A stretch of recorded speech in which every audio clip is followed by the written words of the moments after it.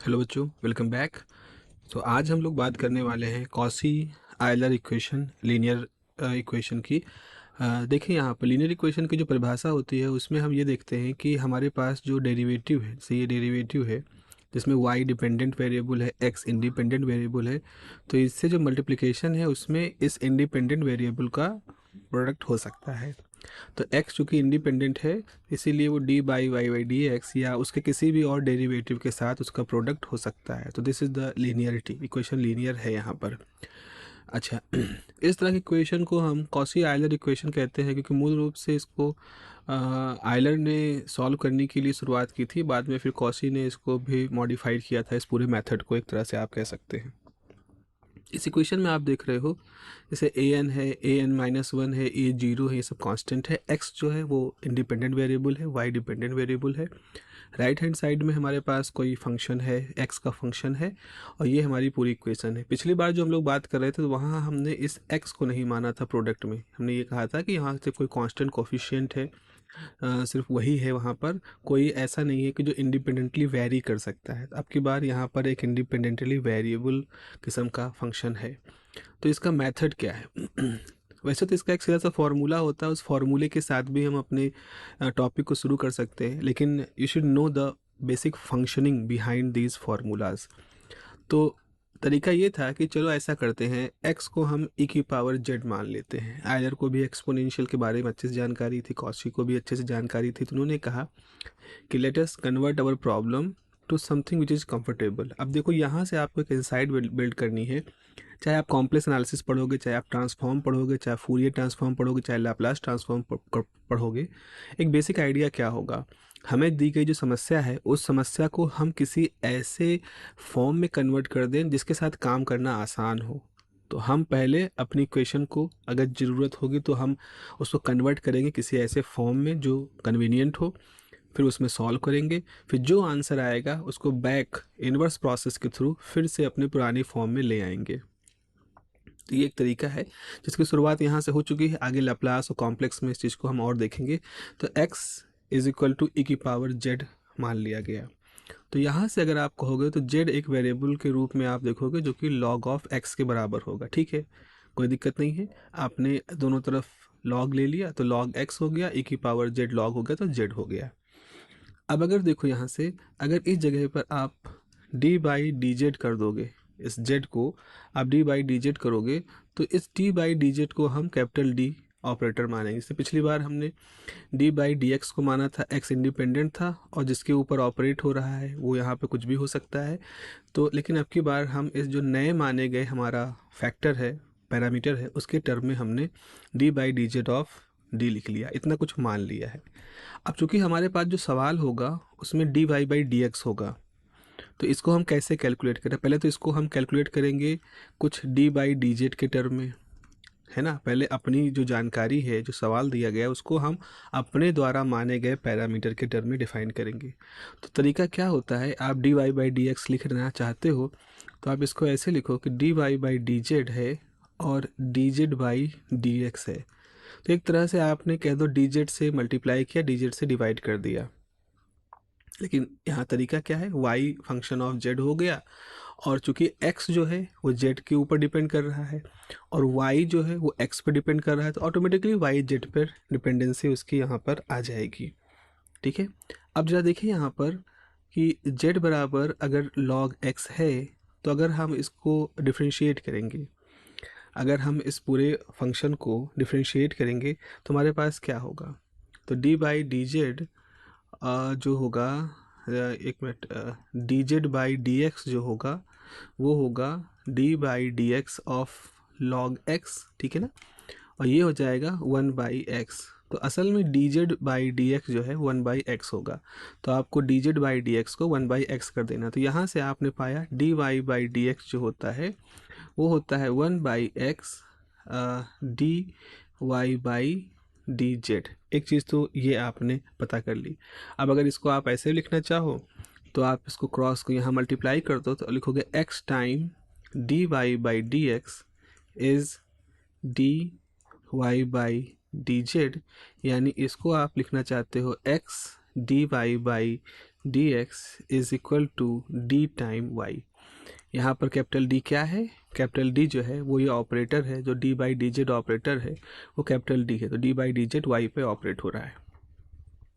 तो इस तरह से हमने D Y by D x की वैल्यू तो निकाल ली। तो यहाँ से हमने क्या निकाला कि भाई D Y by D X जो होगा that is 1/x D Y by D Z. This is the rule.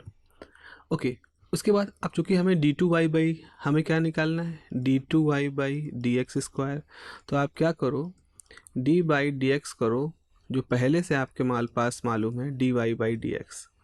तो आपको डी बाई डी एक्स किसका करना है?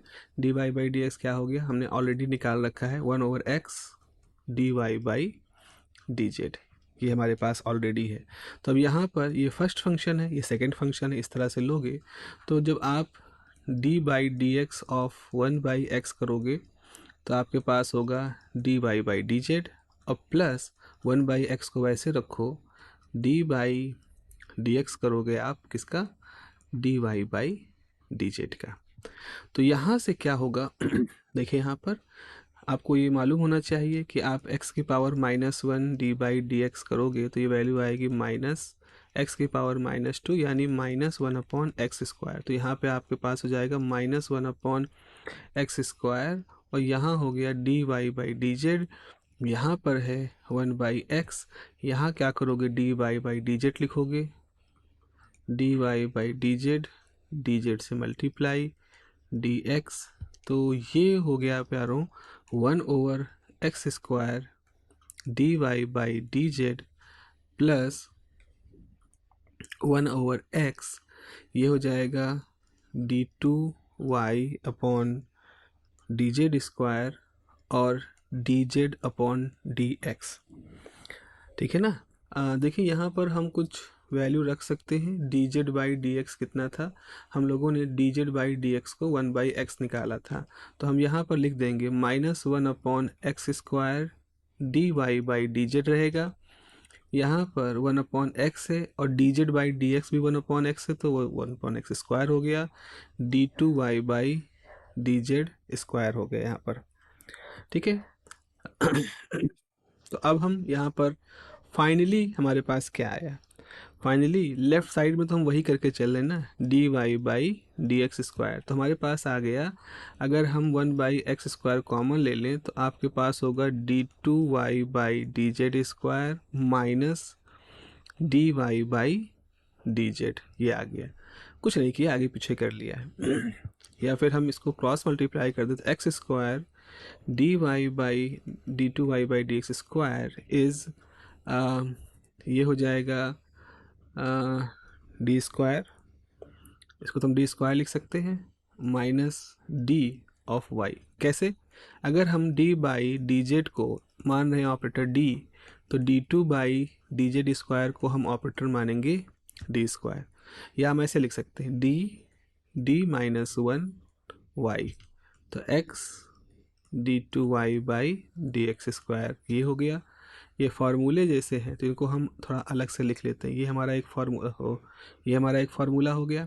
इससे पहले हम लोगों ने एक चीज़ और निकाली थी कि x D Y by D X जो था वो था डी ऑफ वाई इस तरह से। तो बच्चों एक ट्रेंड सा हम देखता हुआ पा रहे हैं कि अगर यहाँ केवल D Y by D X है तो आपका ऑपरेटर डी होगा x के साथ। ठीक है, उसके बाद जरा समझो, अब जरा फार्मूले के बारे में समझो। अगर हमारे पास x है जिसकी पावर 1 है, D Y by D X जिसका ऑर्डर 1 है, तो इसका मतलब सिर्फ डी वाई आएगा। अगर हमारे पास x² है, D two Y by D x square है, यानी x² है, ऑर्डर 2 है, तो इसकी वैल्यू होगी डी तो पहले से था, एक और डी -1 वहाँ मल्टीप्लाई हो जाएगा, ये आ जाएगा। इस तरह से अगर x³ है और D three Y by D x³ है तो क्या हो जाएगा? डी रहेगा, डी -1 पहले से था, एक और डी -2 हो जाएगा, y हो जाएगा, और इस तरह से हम आगे चलते रहेंगे। तो कुल मिला के अब आपने ये देखा कि जब कोई इंडिपेंडेंट वेरिएबल डेरिवेटिव के साथ मल्टीप्लाई होगा तो कैसे हम उसको अपने इस डी के फॉर्म में ले आएंगे। तो इससे क्या होगा ना, हम अपनी इक्वेशन को, जो हमारी आइलर कॉची टाइप की इक्वेशन है, उसको हम डी के टर्म में कन्वर्ट कर लेंगे। एक बार जब डी के टर्म में कन्वर्ट कर लेंगे तो उसकी ऑक्सिलरी इक्वेशन भी हम बना ले जाएंगे। एक बार जब ऑक्सिलरी इक्वेशन बना ले जाओगे तो फिर जैसे आपने कॉम्प्लीमेंट्री फंक्शन और पर्टिकुलर इंटीग्रल वाला पूरा मेथड अडॉप्ट किया था वो अडॉप्ट कर लोगे। तो जो अभी तक आपने इक्वेशंस लिखी हैं उन इक्वेशन से एक स्टेप पहले है कि आपको x D Y by D X के टर्म है या x की power n D N Y by D X N, ये जो टर्म है इनको आपको डी-1 इस तरह से कन्वर्ट करना है, फिर आप अपना पुराना काम शुरू करोगे जो कि इससे पहले आपने सीखा है। तो इस तरह से ये जो इक्वेशंस हैं ये एक इम्पॉर्टेंट इक्वेशन है, कई जगहों पे आती है, फिजिक्स में भी आती है, काइनेमेटिक्स में भी आती है, काइनेटिक्स में भी आती है, केमिकल काइनेटिक्स से लेकर के मतलब सभी जगहों पर डिफरेंशियल इक्वेशन जहाँ पे भी हम बना रहे होते हैं वहाँ पर हम इस तरह के इक्वेशंस को देखते हैं। ठीक है, तो चलिए ये एक तो मेथड आपने पढ़ा है, एक तरह का फार्मूला पढ़ा कि किन फार्मूलों का हम इस्तेमाल करेंगे, किस तरह से इस्तेमाल करेंगे। Let us see this with an example. कुछ एग्जाम्पल के थ्रू भी इसको हमें देखना ज़रूरी है। मान लीजिए आपके पास है X square D two Y by D x square minus 2x D Y by D X minus 4y और राइट हैंड साइड में है x की पावर 4। ये है हमारे पास इक्वेशन है। तो सबसे पहले तो आप यहाँ पर देख रहे हो कि इसमें लेफ्ट हैंड साइड में x का d two Y by D x square, x square का d two Y by D x square से मल्टीप्लिकेशन है, यहाँ पर x का मल्टीप्लिकेशन है। तो ये आपकी लीनियर इक्वेशन तो है, बट इस तरह की इक्वेशन को हम कॉसी आइलर इक्वेशन कह रहे हैं। ओके, अब देखें इसको हम कैसे कन्वर्ट करेंगे। सबसे पहले तो हम, अब ये एक चीज़ हमेशा ध्यान रखना कि सबसे पहले तो हम अपनी जो हमारा जो पूरा कॉन्सेप्ट है उसमें ये है कि हमारे जो इंडिपेंडेंट वेरिएबल है उसको हम इस तरीके से एक ट्रांसफॉर्म करेंगे जेड में। तो हम एक्स की जानकारी जेड में लेके जाएंगे इस ट्रांसफॉर्मेशन से, और जहाँ भी हमें आवश्यकता होगी वहाँ हम इस जेड को एक्स में कन्वर्ट करने के लिए फार्मूला या एक्स को जेड में कन्वर्ट करने के लिए इन फार्मूलों का हम यूज हमेशा करेंगे। ओके, ये एक तरीका है जो हमेशा हमें याद रखना है। तो इसके हिसाब से अब हम मानेंगे let x is equal to e की पावर z या z is equal to log x। तो x D Y by D x क्या हो जाएगा, ये हो जाएगा डी वाई के बराबर X square D two Y by D x square की वैल्यू हो जाएगी डी-1 वाई, इतना हो जाएगा। तो ये भी हमारे पास क्वेश्चन में है, ये भी हमारे पास क्वेश्चन में है, x भी क्वेश्चन में है। So our equation become, so our given equation जो हमें दी गई है, आवर गिवन इक्वेशन बिकम्स कैसे बन जाएगी, ये हो जाएगा प्यारों डी-1 of y minus 2 time this is d y, क्योंकि आपने x D Y by D x की जगह पे डी वाई कर दिया, -4, यहाँ तो कोई परिवर्तन नहीं होगा, y x की पावर 4 है यानी e की पावर z की पावर 4 होगा। तो यहाँ से हम कुछ देखें, यहाँ पर D square minus D minus 2d minus 4 और ब्रैकेट के बाहर y is equal to e की पावर z, ई की पावर z 4 या 4z हो जाएगा, पावर मतलब z इंटू 4 हो जाएगा। ये हो गया आपके पास d square minus 3d minus 4y e की पावर 4z। ठीक है ना। ये अब आप यहाँ पर देखो इसको किस तरह से ले आए हो, इसको आप वैसे ही इक्वेशन की तरह से कन्वर्ट कर लिए हो जैसे इससे पहले आपने किए हैं, सॉल्व किए हैं। तो अब जब आपके पास ये डिफरेंशियल इक्वेशन है, इक्वेशन नंबर 1, तो इसकी ऑक्सिलरी इक्वेशन क्या हो जाएगी। अब यहाँ पर हम अपना पुराना खेल शुरू करेंगे। The auxiliary equation for equation 1 is m square minus 3m minus 4 is equal to 0। तो ये कुछ कैसा हो जाएगा, m स्क्वायर ये हो जाएगा 4 minus 1 m minus 4 0। So this is m square minus 4m plus m minus 4 is 0. So m minus 4 plus 1 m minus 4 is 0. So m minus 4 m plus 1 is 0. So यहाँ से आपके पास हुआ m is equal to -1 और +4. सो roots हमारे पास दो आ गए, hence इसलिए complementary function क्या हो जाएगा, y is equal to c1 e की क्या हो गया, y c e की power minus z. Okay, z now because अभी क्या हुआ, x कन्वर्ट हो चुका है z में. अभी सारा खेल d बाई डी जेड यानी कि कैपिटल D है d बाई डी जेड, तो z के टर्म में चल रहा है, ये हमेशा ध्यान रखना, z के टर्म में होगा. और ऐसे ही c2 हो जाएगा e की पावर -4z. डन. ये ध्यान रखना है क्योंकि आपने अपनी सारी कहानी बदल करके दूसरे फॉर्म में रख दी है ना, इसलिए ये है. अब अगर आपको अब आप कहोगे तो फिर हम क्या करें भाई, जेड के टर्म में तो आंसर नहीं लिखेंगे, वो तो हमने इंट्रोड्यूस किया है, कोई बात नहीं. आपने क्या लिखा था, x बराबर e की पावर z माना था, तो अगर हम e की पावर -z कह दें यानी x की पावर -1 हो जाएगी, यानी 1/x हो जाएगा. इसी तरह से e की पावर -z की पावर 4 कर दो तो ये 1/x की पावर 4 हो जाएगी. तो आपके पास ऑक्सिलरी इक्वेशन कैसे आ जाएगी, आपके पास ऑक्सिलरी इक्वेशन आ जाएगी y बराबर c1 1/x, बिकॉज e की power -z is actually 1/x. ऐसे ही c2 हो जाएगा 1/x की पावर 4. तो बच्चों ये आपके पास एक्चुअल में आपका जो रियल इंडिपेंडेंट टर्म था x, उसके टर्म में ये इक्वेशन आपके पास आ गई है ना. ये इक्वेशन आ गई है. अब हमारा अगला चैलेंज क्या है, calculation of particular integral. So in this part you need to calculate the particular integral. तो ये हो जाएगा 1 नहीं d स्क्वायर -3d -4, ये हो गया टाइम. राइट साइड में आपके पास क्या है, राइट साइड में आपके पास है e की पावर 4z. राइट साइड में आपके पास है e की पावर 4z. फॉर्मूला यही लगेगा, जैसे 1/fd है आपके पास और e की पावर ax है, तो आप क्या रखते हो 1/f a e की पावर ax, बशर्ते ये जो f a है this should not be equal to 0. तो कैसे हम पता करेंगे, तो ज़रा देखें यहाँ पर एक बार रफ में करके देख लो.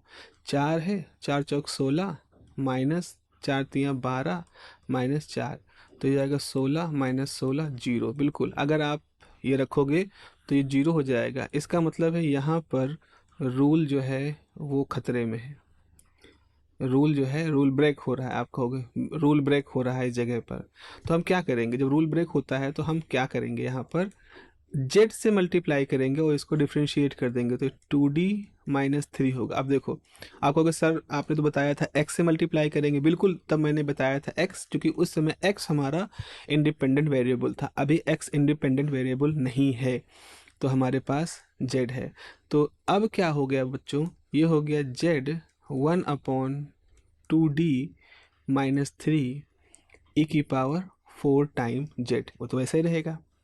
अब आप ऐसा कर सकते हो कि z e की पावर 4z और इसको क्या लिखोगे 2d की जगह पे a रखो 4 -3, तो 4 दूनी 8, 8 में से 3 गया 5, तो z बटे 5 और कौन बचेगा e की power 4z, z by 5 e की पावर 4z. यही हमारा पर्टिकुलर इंटीग्रल आ जाएगा. तो जब पर्टिकुलर इंटीग्रल आ गया that is pi is z/5 e की पावर 4z. अब हम इसको क्या x में कन्वर्ट कर सकते हैं. तो फॉर्मूला क्या है, x बराबर e की पावर z और z बराबर log x, ये है. तो देखो ये तो हो जाएगा log x बटे 5 और e की पावर 4z है, e की पावर 4z, तो ये हो जाएगा 4, यानी कि x की पावर 4. देख लेना थोड़ा सा खुद से भी एक बार। तो हमारे पास कंप्लीट सोल्यूशन क्या हो जाएगा? Complete solution is y is equal to c1 upon x, c2 upon x की पावर 4, c1 नहीं, एक मिनट में देख लूँगा पावर क्या थी। Okay okay okay okay okay okay okay, गड़बड़ यहाँ मैंने की थी, 4 है ना, तो यहाँ +4 होगा, +4 होगा। तो इसका मतलब है कि प्लस है तो x की पावर प्लस होगी। Okay, that is my mistake, please इसको करेक्ट कर लेंगे। तो जो आपके पास ये फॉर्मूला है, जो कॉम्प्लीमेंट्री फंक्शन है, इस फंक्शन का मतलब होगा c2 इंटू एक्स की पावर 4। ठीक है, ठीक है, that was my mistake, please correct it. तो ये हो जाएगा, यहाँ से कैंसिल हट जाएगा, और यहाँ हम इसके बारे में लिखेंगे c2 x की पावर 4 प्लस 1/5 x की power 4 log x। This is the answer, this is our answer. तो इस तरह से हमारे पास जो टोटल सोल्यूशन निकलना हुआ, उस टोटल सोल्यूशन के निकलने में आपको C1 C2 और यहाँ पर कुछ, यहाँ तो कांस्टेंट आएंगे नहीं क्योंकि ये तो पर्टिकुलर इंटीग्रल है, free of the C1 C2 इस तरह के अनडिटरमाइंड कोफिशिएंट से तो इसमें नहीं रहेंगे, है ना। तो इस तरह से हम कलेक्टिवली इस तरह का प्रॉब्लम सॉल्व कर सकते हैं। अब इसके अलावा फिर और भी क्वेश्चंस होंगे, आज के लिए इतना रखते हैं। आज एक शुरुआत के लिए कॉसी आयलर इक्वेशन के शुरुआत के लिए एक एग्जाम्पल है, और आपको कुछ बेसिक फार्मूले का जो पीछे की वर्किंग है वो हम लोगों ने आज बात की। तो अगली क्लास में हम लोग मिलेंगे अगले पार्ट में, और कुछ और अच्छे, थोड़ा सा डिफ़िकल्ट, थोड़ा स्टैंडर्ड क्वेश्चन करेंगे जो कि आपसे आपके एग्जामिनेशन में पूछे जाते हैं। तब तक अपना ध्यान रखिए। Have a nice day, take care, bye bye.